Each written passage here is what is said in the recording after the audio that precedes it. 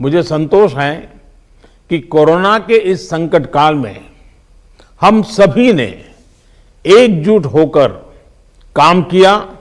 जो सीख लाल बहादुर शास्त्री जी ने दी थी उसी पर चलने का हम सब ने प्रयास किया और इस दरमियान संवेदनशीलता के साथ त्वरित फैसले भी किए गए, जरूरी संसाधन भी जुटाए गए और देश की जनता को निरंतर हम लगातार जागरूक भी करते रहे। और आज इसी का परिणाम है कि भारत में कोरोना का संक्रमण वैसा नहीं है और न ही वैसा फैला है जैसा दुनिया के अन्य देशों में हमने देखा है। जितनी घबराहट और चिंता 7-8 महीने पहले देशवासियों में थी, अब लोग उससे बाहर निकल चुके हैं। ये अच्छी स्थिति है, लेकिन केयरलेस न हो जाए ये भी हमें चिंता करनी है। देशवासियों में बढ़ते विश्वास का प्रभाव आर्थिक गतिविधियों पर भी सकारात्मक रूप से दिखाई दे रहा है। मैं आपके राज्य प्रशासन की भी दिन रात जुटे रहने के लिए प्रशंसा करता हूं। साथियों, अब हमारा देश कोरोना के खिलाफ लड़ाई में एक निर्णायक चरण में प्रवेश कर रहा है। ये चरण है वैक्सीनेशन का। जैसे यहां जिक्र हुआ, 16 जनवरी से हम दुनिया का सबसे बड़ा टीकाकरण अभियान शुरू कर रहे हैं।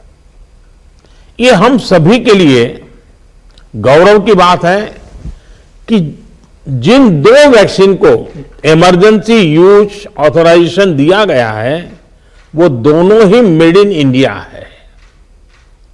इतना ही नहीं, 4 और वैक्सीन प्रोग्रेस में है। और ये जो मैं करीब 60-70% काम पहले राउंड का होने के बाद बैठने की चर्चा इसलिए करता हूं कि उसके बाद और वैक्सीन भी आ जाएगी और जब और वैक्सीन आ जाएगी तो हमें फ्यूचर का प्लान करने में वो भी एक बहुत बड़ी सुविधा रहेगी। और इसलिए सेकंड पार्ट इसका जो है, जो हम 50 से ऊपर वालों के लिए जाने वाले हैं, तब तक शायद हमारे पास और भी कुछ वैक्सीन आने की संभावनाएं हैं।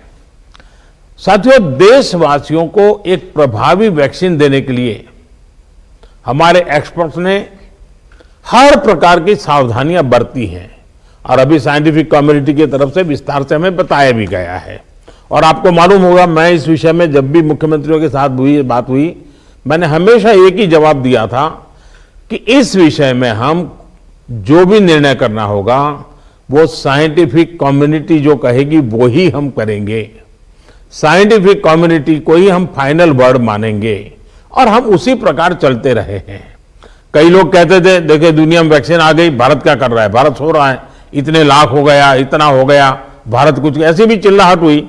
लेकिन फिर भी हमारा मत था कि ये साइंटिफिक कम्युनिटी और जो इसके लिए जिम्मेवार लोग हैं उनकी तरफ से जब आएगा तभी हमारे लिए उचित होगा और हम उसी दिशा में चले हैं।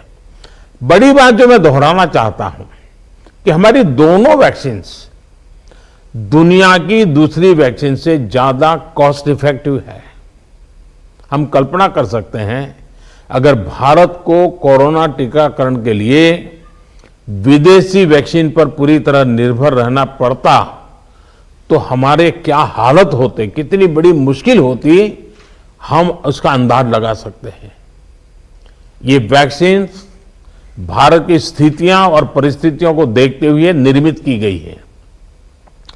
भारत के टीकाकरण का जो अनुभव है, जो दूर सुदूर क्षेत्रों तक पहुंचने की व्यवस्थाएं हैं, वो कोरोना वैक्सीनेशन कार्यक्रम में बहुत उपयोगी सिद्ध होने वाली है।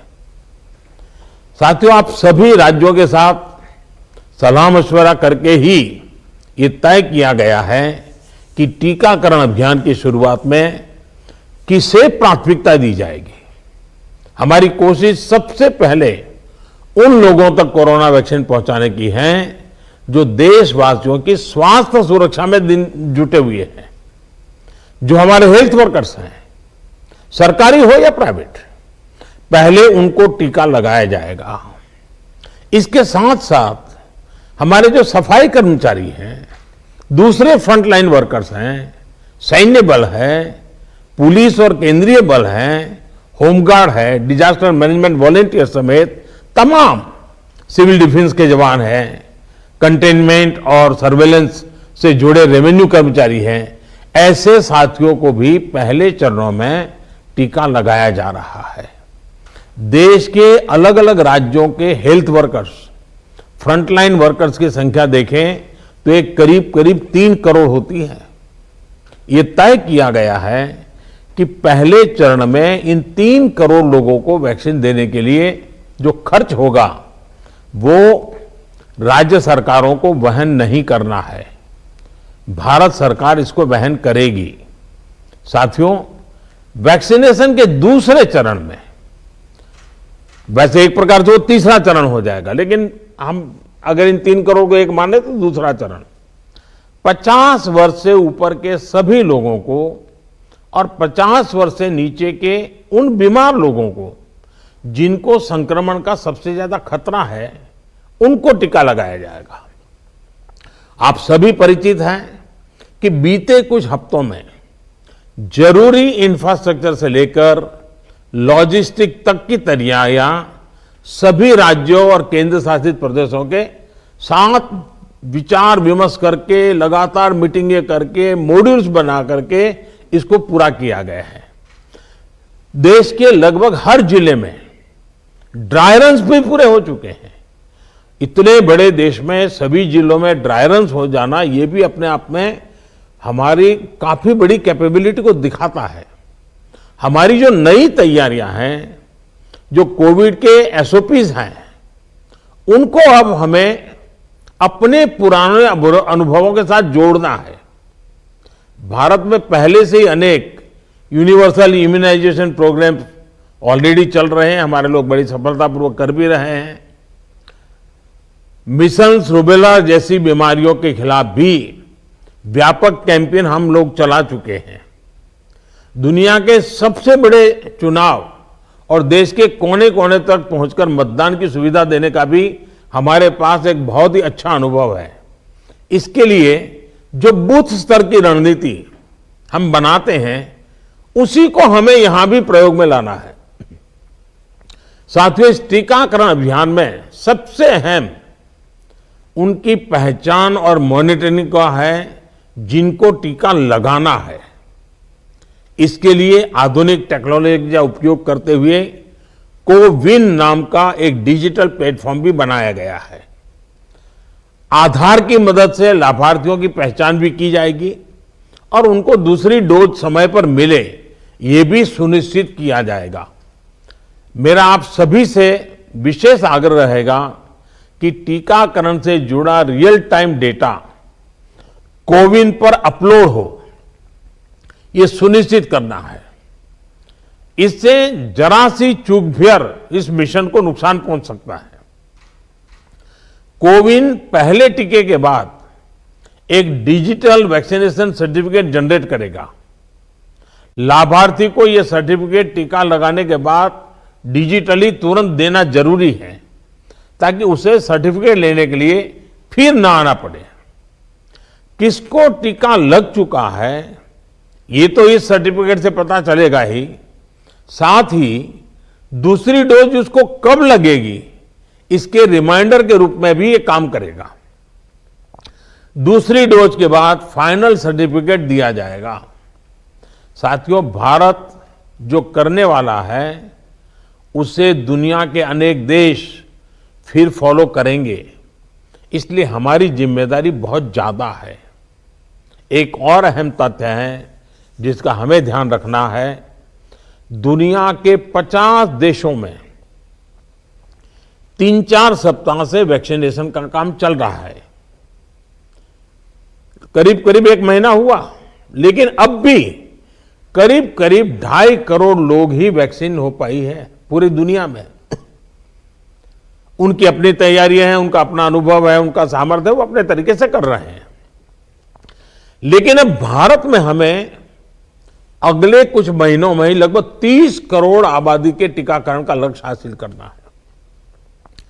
इस चुनौती का पूर्वानुमान लगाते हुए ही बीते महीनों में भारत ने बहुत व्यापक तैयारियां की हैं।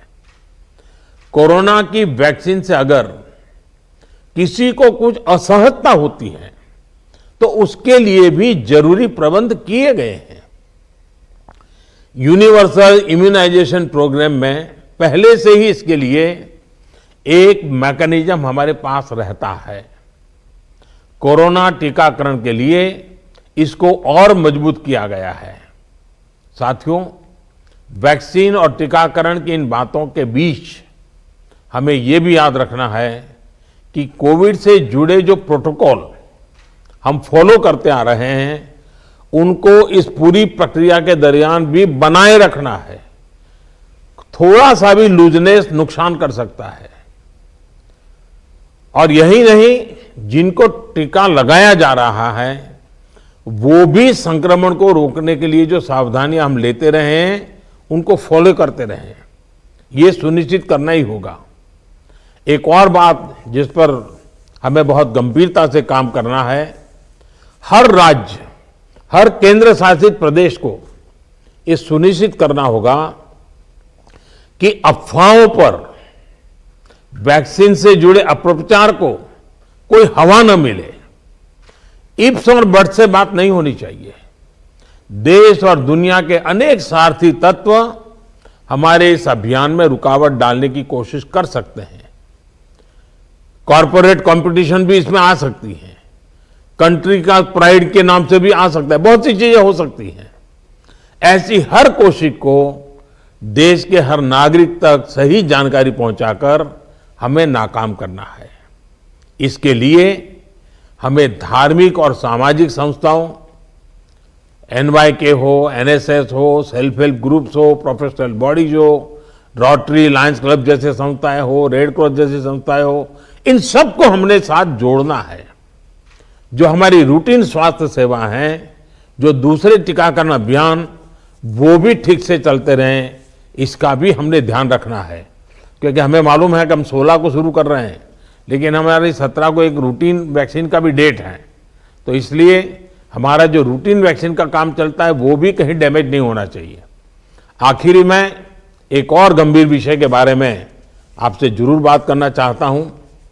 देश के 9 राज्यों में बर्ड फ्लू की पुष्टि हुई है। ये राज्य हैं केरला, राजस्थान, हिमाचल प्रदेश, गुजरात, हरियाणा, उत्तर प्रदेश, मध्य प्रदेश, दिल्ली और महाराष्ट्र।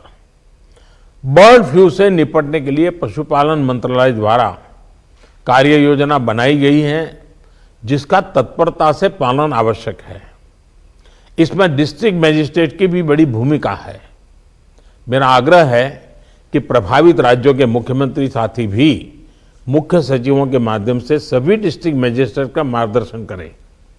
जिन राज्यों में अभी बर्ड फ्लू नहीं पहुंचा है, वहां की राज्य सरकारों को भी पूरी तरह सतर्क रहना होगा। हमें सभी राज्यों, स्थानीय प्रशासन को वाटर बॉडीज के आसपास, पक्षी बाजारों में, जू में, पोल्ट्री फार्म इत्यादि पर निरंतर निगरानी रखनी है, ताकि पक्षियों के बीमार होने की जानकारी प्राथमिकता पर मिले। बर्ड फ्लू की जांच के लिए जो लेबोरेटरीज हैं, वहां समय पर सैंपल भेजने सही स्थिति का जल्दी पता लगेगा और स्थानीय प्रशासन भी उतनी ही तेजी से कार्रवाई कर पाएगा। वन विभाग हो, स्वास्थ्य विभाग, पशुपालन विभाग के बीच जितना अधिक कोऑर्डिनेशन होगा, उतनी ही तेजी से हम बर्ड फ्लू के नियंत्रण में सफल होंगे। बर्ड फ्लू को लेकर लोगों में अफवाहें न फैलें, इसे भी हमें देखना होगा। मुझे पूरा विश्वास है कि हमारे एकजुट प्रयास हर चुनौती से देश को बाहर निकालेगा। मैं फिर एक बार आप सबका बहुत आभारी हूं और 60% काम होने के बाद हम दोबारा एक बार बैठ करके रिव्यू करेंगे। उस समय जरा विस्तार से भी बात करेंगे और तब तक कुछ नई वैक्सीन आ जाए तो उसको भी हम संज्ञान में लेकर के आगे की अपनी रणनीति बनाएंगे। बहुत बहुत धन्यवाद आप सबका।